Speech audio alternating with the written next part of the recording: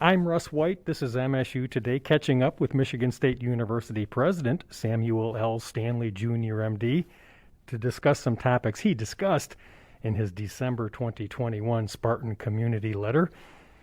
President Stanley, happy holidays.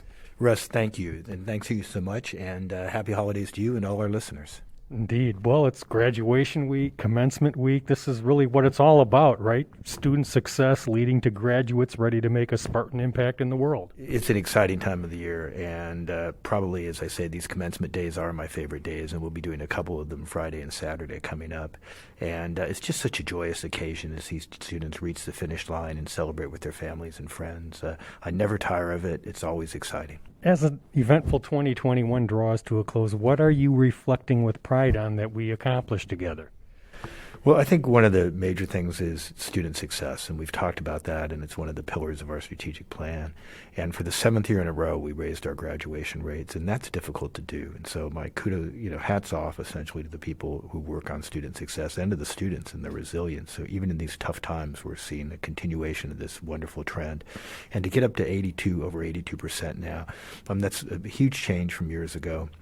It speaks to the idea that what we want to do is every student who comes to Michigan State University, we want them to leave with a Michigan State University degree. And how you make that possible and the work it takes to do that is significant. But that's our goal, and we're putting it on us, not on students, but on us. If we accept you to Michigan State University, we feel it's our role to help you graduate and see you through that degree, and then help you in what comes after as well in your jobs ahead of time. So I think that, to me, commencement represents the culmination of that. There's a tremendous amount of work that goes through it, but I'm really proud of everybody who's worked to do that. I'm also just really proud that we had as close to a normal semester as we could. It's been a challenging semester. There's been a couple of incidents that everyone knows about that have been, tragic and so troubling. Yet at the same time, we brought 16,000 students back living on campus. We conducted our classes in person as we said we would do, with, of course, a mix of hybrid and online as well. And to successfully accomplish that, again, speaks to me to the resiliency of students and the innovation and skill of our faculty and staff in making all of that work. And 3 new strategic plans address relationship violence and sexual assault, diversity, equity, and inclusion, and a university strategic vision that will guide us as we build excellence and impact in key areas in the years ahead. Each plan focuses on creating an environment where students, faculty, and staff can do their best work and achieve their greatest potential as MSU serves its mission here and around the world. And we're so excited about that. And again, these things were all started before the pandemic, and I think there could have been a push to forego doing them, to put them off. And I'm really proud, again, that the committees involved were able to work during the pandemic. We're able to, using Zoom and other things, to get the kind of input we needed from the community, the campus community, because this is something where we need staff and faculty and student input to do this right. And so I think we were able to achieve that. And then I think to push them through during this time and have them come out, I think, as such really forward-thinking documents that incorporate what we've known before, what we learned during the pandemic as well, and what our approach to the future will be. And you just touched on it, sir, but in our November conversation, we talked about MSU's overall 6-year graduation rate rising nearly a percentage point to over 82% this year. And now we've learned of a new record 80% 4-year federal graduation rate for our student athletes. Progress in these crucial areas lends solid momentum towards reaching the strategic plan's goal of an 86% overall graduation rate by 2030. Well, again, that is really very much moving in the right direction. There's work to be done. Each percentage point takes a tremendous amount of work. Each half a percentage point takes a tremendous amount of work. But that 0.8 percentage point that we approved this year means that about 150 more people, if you count the fact that we had a slightly larger graduating class and you factor that in with the 0.8 percentage rate, it means about roughly 147 people graduated, more individuals graduated this year than last year. And that's huge. For those individuals, it's transformative to have that college degree. And if you think about the 64 to 70% of them are going to stay in the state of Michigan. They're going to be productive citizens. They're going to have a lifetime earnings that are $1 million greater than those who just have a high school degree. That's a great accomplishment for them, for their families, for the state, and for the nation. And just this week, we added another point of pride with the announcement that Honors College senior Andrew McDonald was selected for a Marshall Scholarship. He becomes MSU's 19th Marshall Scholar and will next undertake graduate studies in the United Kingdom. Our brightest and best are as accomplished as anyone's. That's absolutely true, and I'm really proud of Andrew and his accomplishments. He's an amazing student and scholar, and I think this is a very well-deserved award. And I think, as you said, that Michigan State University attracts extraordinary students. I look at our honors college and the credentials that those students have. And then when they come to MSU, they have all these opportunities to really expand their portfolios and really do more and accomplish more. And I think that, to me, is really important as we look forward, that not only did they come here bright, but they have a chance to really spread their wings and fly here. And I think that makes them competitive for these kinds of awards. And the opening of renovated teaching and learning spaces in Wonders Hall last week, with computer and other laboratories for College of Engineering students, capped a year of exciting facility openings that will support student learning and success for many years. In our past conversations, we've talked about the opening of the innovative STEM teaching and learning facility, which incorporates the former Shaw Lane power plant, and the Billman Music Pavilion, offering exceptional learning, practice, and performing spaces. Student success hinges in part on having the right facilities for students to do their best work, right? Couldn't have said it better. These are really important, and I think what we're doing is really developing state-of-the-art facilities for our students, faculty, and staff. And that's incredibly important. It's a competitive environment out there. Students have choices, and their families have choices about where they want to attend college. And when you have an outstanding faculty to teach, and you couple that with facilities that are inspirational, it makes a difference. And all the spaces you mentioned, the Billman, the Eli Broad College of Business, Minskoff Pavilion, and, of course, the Wonders Hall that we just talked about in our amazing STEM building. These are places where education is going to take place in new and exciting ways, where students are going to learn, have opportunities for hands-on experiences. And I got to meet a number of the first-year engineering students, a very diverse group, by the way, and their excitement about being in that space and what it meant to them was contagious. As it does for student success and other key areas, the new strategic plan sets ambitious goals for campus sustainability. We were proud to be ranked number 21 on the Princeton Review's 2022 list of top green colleges in the United States. MSU is green in more ways than one. You're absolutely right, and you're so proud of that. And I think it's a point of pride, not just for us, but I think for our students particularly. And I think they take great pride in this. This is something they care about. They're a generation that takes these issues very seriously. They want to be impactful, and they want to be associated with an institution that cares about it and makes a difference. So to be in the top 25, Princeton ranked in this is great. To be one of the top-ranked Big Ten schools in this list is very important for us as well. And we're going to continue, and we have in the strategic plan, which contains a section on stewardship and sustainability, made that commitment to continue to do this and to work to becoming carbon neutral. So there's challenges ahead to do that, but again, we have the ingenuity and Spartan's will, and I think we'll continue to work to excel in this area. MSU's academic quality is underpinned by the excellence of our faculty members, 11 of whom earned recognition for their influential scholarship among their peers. These distinguished faculty members are ranked among the world's most cited researchers over the past decade, and it's hard to have student success without our world-class faculty, right? Oh, the two go hand in hand. Great students help attract great faculty because they have the graduate students and undergraduate students that help, work in their lab and help to demonstrate the creativity and enthusiasm that's so important. And of course, students come because of outstanding faculty for their ability to teach and to do innovative research and with a global impact. And so I'm very proud of those faculty. That is a wide world out there in terms of you're competing against. So to have 11 faculty who are in the top ranked in the world, I think is spectacular. And I think we'll continue to try and recruit those faculty and create an environment at MSU where all faculty have the chance to be nurtured to reach those kind of goals. Campus safety is another commitment to our university community, and Vice President for Public Safety and Chief of Police Marlon Lynch recently announced 2 new initiatives supporting that priority. Both are the result of the MSU Police Department's engagement with students, faculty, and staff. All of these groups will be represented on a new Police and Public Safety Advisory Committee that will help the department develop its strategic outlook and raise awareness of community safety programs, services, and initiatives. The other new initiative is the Safe MSU app, which puts a variety of safety resources at the fingertips of the campus community. One feature is the virtual friend walk, allowing Spartans to share their location with a friend who can follow their progress to their destination in real time.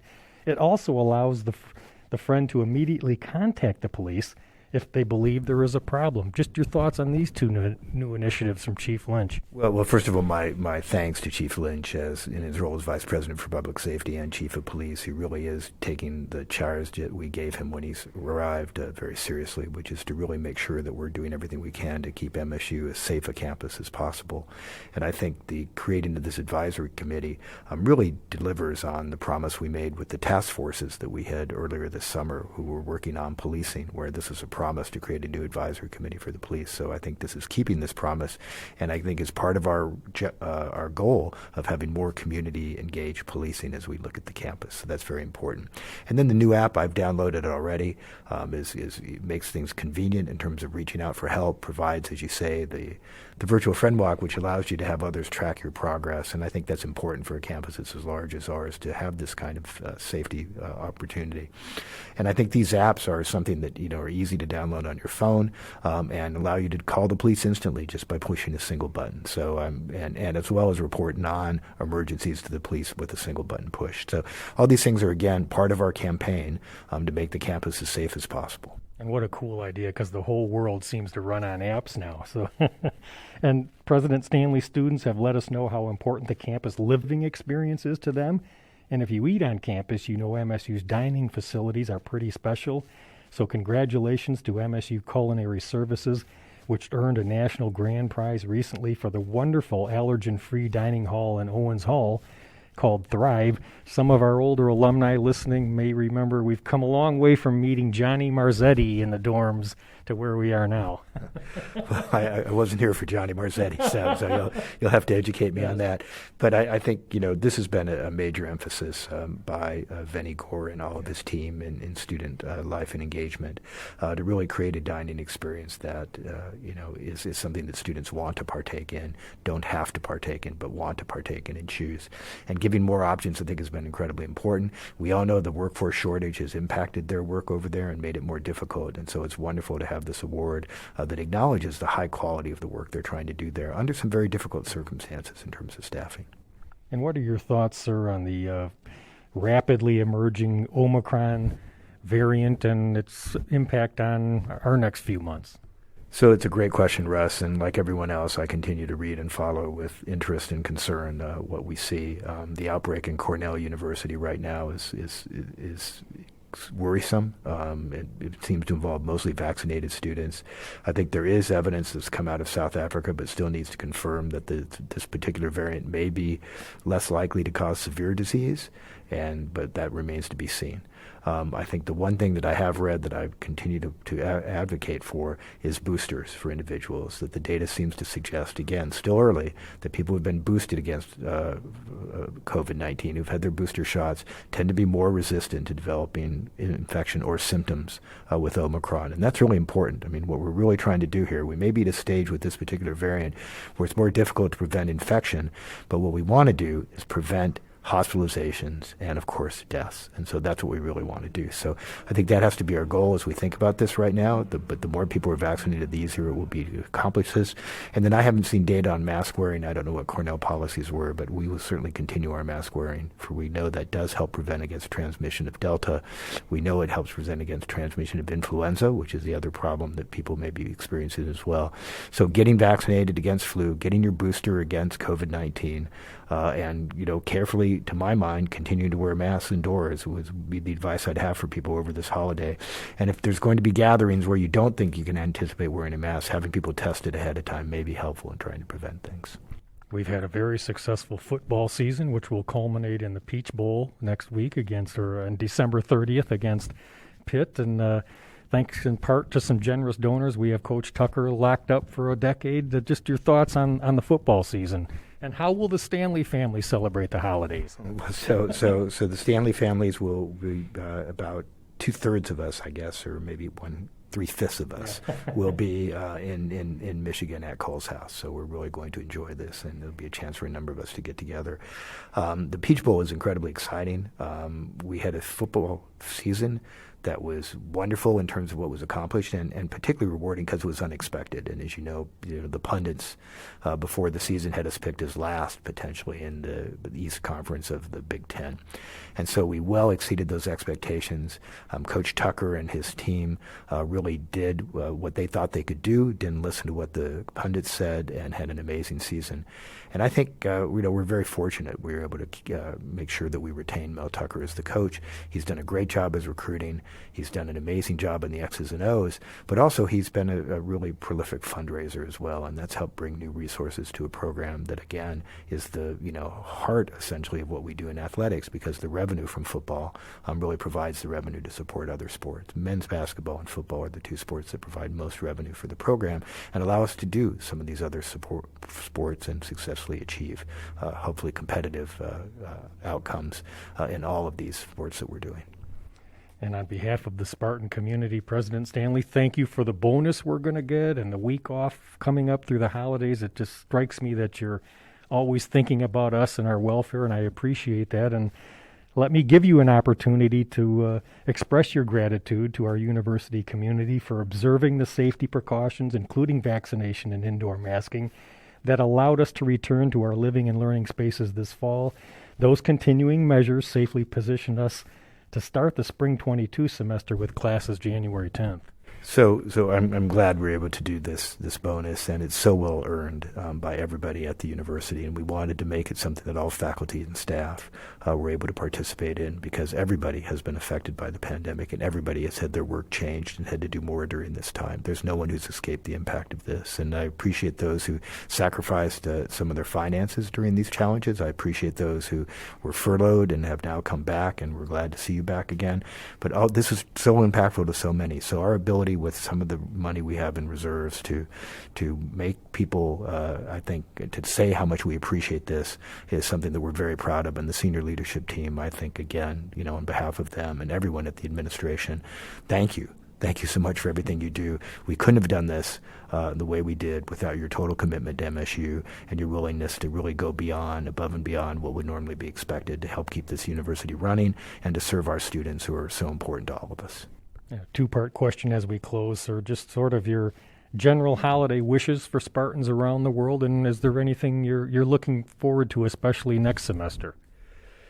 Well, I think for Spartans around the world, again, to be safe. That's something we talk about a lot on campus, but I think, these are some of the most difficult times we've had in terms of, I think, our safety from illness and from the pandemic. So I think to do the things that will keep you and your family safe, I encourage you to do that. There's nothing more important than that as we come forward. And next semester, the theme, I think, will be to continue what we've accomplished this semester, to continue to return. I think we will be following Omicron very carefully, so I urge people to stay tuned over the holidays in case we have announcements to make, because of changes we might need to do there. But right now, I hope people rest and relax during these holidays. Use those 3 days to be with your family and to, again, have a chance to celebrate everything we've accomplished and the fact that we continue to move MSU forward. President Stanley, thanks as always for sharing your insights with me, and happy holidays. Thank you. Same to you, and again, same to all the listeners out there. That's Michigan State University President Samuel L. Stanley Jr., M.D. Keep up with all he's doing for us at president.msu.edu and follow along on Instagram at MSU Pres Stanley. I'm Russ White. This is MSU Today.